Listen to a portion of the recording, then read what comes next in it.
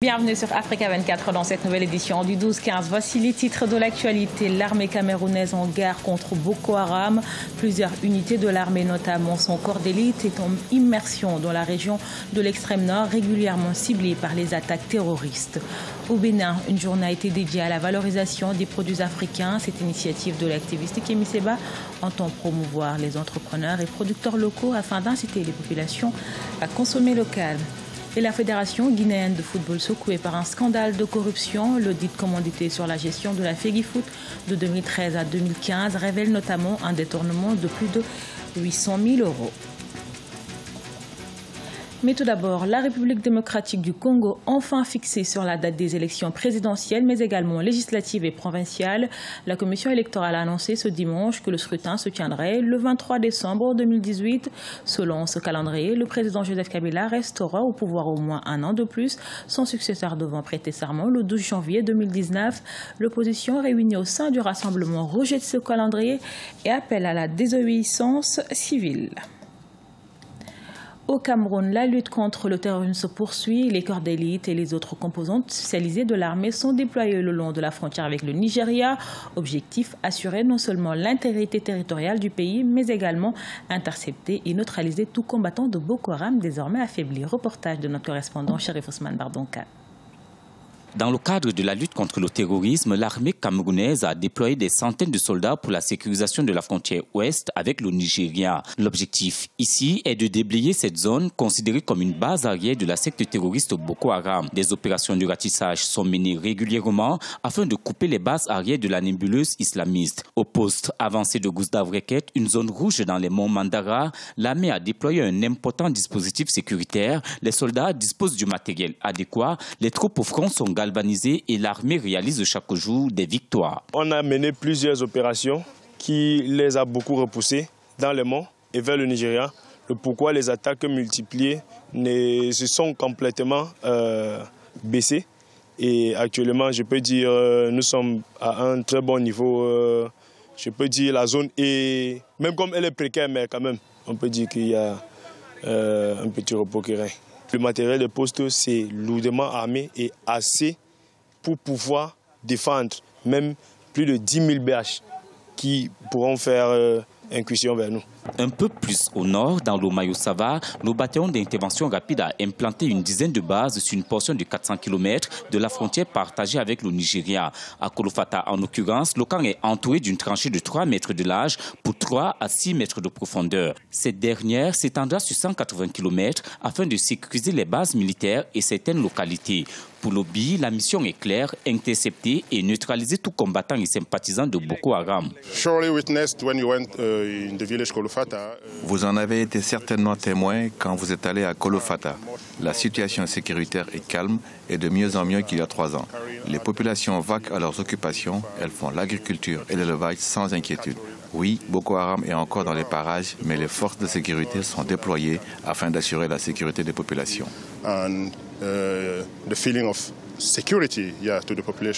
Que ce soit à Amchidé, Limani, Kolofata ou encore à Fotokol, l'armée camerounaise assure l'intégrité territoriale de l'extrême nord du Cameroun. Avec ses différentes composantes déployées le long de la frontière avec le Nigeria, elle a pu affaiblir la secte islamiste Boko Haram. L'heure est désormais à la vigilance et à la collaboration avec les populations autochtones pour une éradication définitive du terrorisme. Et justement, cette armée est déployée à Kolofata, plusieurs fois cible d'attentats. La ville camerounaise résiste au terrorisme. Avec le renforcement de la présence de l'armée, les activités reprennent progressivement dans cette localité frontalière du Nigeria. Reportage de notre correspondant Cherif Ousmane Bardonka. Kolofata, la ville martyre située dans la région de l'extrême nord Cameroun, renaît après les multiples attentats commis par les terroristes de Boko Haram. Les attentats suicides, les kamikazes et les engins explosifs improvisés étaient le quotidien des populations de ce village frontalier au Nigeria. Et grâce à la collaboration avec les forces armées et la population, la paix revient progressivement dans la localité. Situation d'insécurité perpétrée par la secte Boko Haram. Elle est en train de régresser et ceci grâce aux efforts quotidiens des forces de défense qui sont là au four et au moulin et la population tout entière qui a adhéré à ce combat. Les informations, le renseignement, les comités de vigilance ne sont pas en reste. Ils appuient conséquemment les forces de défense. Et je crois que nous sommes sur une belle trajectoire. La guerre n'est pas encore finie, c'est vrai. Mais Kolfata commence de plus en plus à respirer. Les cours ont également repris au lycée de Kolofata. L'école qui était déplacée dans la ville voisine de Mora pour des raisons de sécurité est à nouveau ouverte grâce au soutien de l'opération Alpha menée par l'OBI, le bataillon d'intervention rapide de l'armée camerounaise. Toutes les classes sont occupées et les cours se déroulent dans la quiétude. L'effectif des élèves s'est amélioré et l'on est passé de 325 élèves en 2016 à 436 en 2017. Ça fait 3 ans que le lycée était délocalisé à Mora. Le lycée a rouvert cette année. Il n'y a aucun problème. Je crois que les forces de maintien de l'ordre nous ont rassurés. Et même nous sommes prêts, les enfants sont prêts à les aider. Puisque on leur a dit que la sécurité commence d'abord par eux-mêmes. Avant, s'il y a un problème, qu'ils nous fassent que les forces de l'ordre sont là et qu'ils sont à leur disposition pour pouvoir résoudre tous les problèmes. Kolofata sort progressivement du terrorisme. Les autorités y ont renforcé leur présence et le bataillon d'intervention rapide a ceinturé l'arrondissement et les villages avoisinants. Avec sa mission qui consiste à intercepter et neutraliser tout combattant et sympathisant de Boko Haram, le BIR est déployé sur tout le long de la frontière avec le Nigeria et appelle désormais à une franche collaboration avec les populations afin de venir à bout du terrorisme. Cotonou, la capitale économique du Bénin, a abrité ce samedi 4 novembre une journée de valorisation des produits africains. Cette initiative de l'ONG Urgence panafricaniste vise à renforcer l'autonomie et la souveraineté des peuples africains au grand bonheur des entrepreneurs locaux qui ont répondu présent. Reportage de notre correspondant Lefty Ono, commenté par Marcel Farba-Marboun.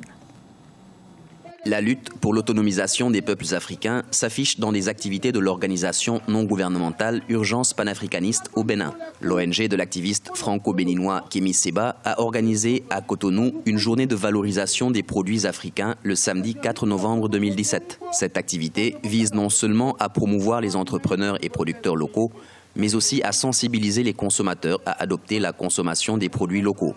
Cette initiative jette une fois encore le pavé dans la mare sur la problématique de la souveraineté du continent africain. C'est une autre page du chapitre que nous menons, du livre que nous écrivons, une autre page qui consiste justement à rappeler aux gens que oui, nous devons dénoncer le néocolonialisme français, mais oui, nous devons être capables de proposer des alternatives à ce néocolonialisme français aussi. Ça, c'est quelque chose de rare, mais c'est quelque chose qu'il est important de rappeler, c'est quelque chose qu'il est important de signifier. Nous voulons rappeler à la jeunesse africaine et à la diaspora et au monde entier que nous sommes capables de nous prendre en charge en paix, avec intelligence, que nous sommes capables de nous autodéterminer, que nous sommes dans une démarche de nous anti-victimiser. Plusieurs jeunes entrepreneurs et producteurs ont révélé leurs talents et présenté leurs produits au public.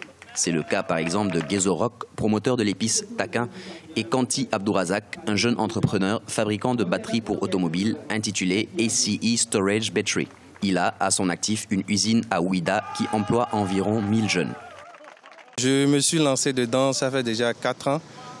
Pour vendre, c'est difficile parce que les gens disent c'est fabriqué au Bénin, ils préfèrent acheter ce qui est venu ailleurs. Parce que les trucs fabriqués dans notre pays, ce n'est pas des trucs originaux. Or, avec ça, ce n'est pas bon dans notre pays et dans notre Afrique. Avec ça, on ne peut pas y évoluer.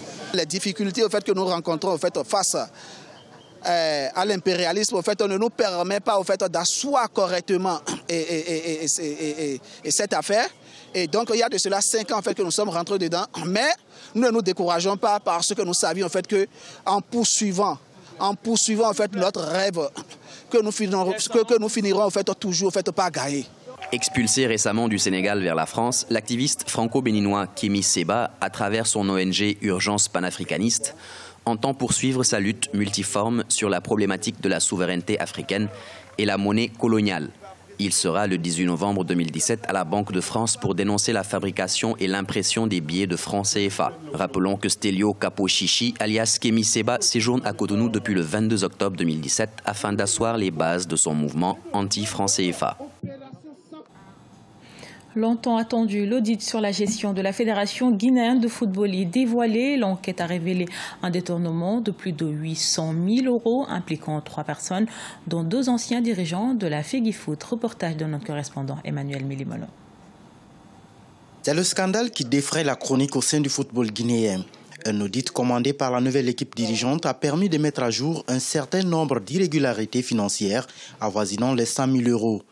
L'enquête a porté sur la gestion financière allant de 2013 à 2015, année d'élection d'une nouvelle équipe exécutive à la FEGIFOOT.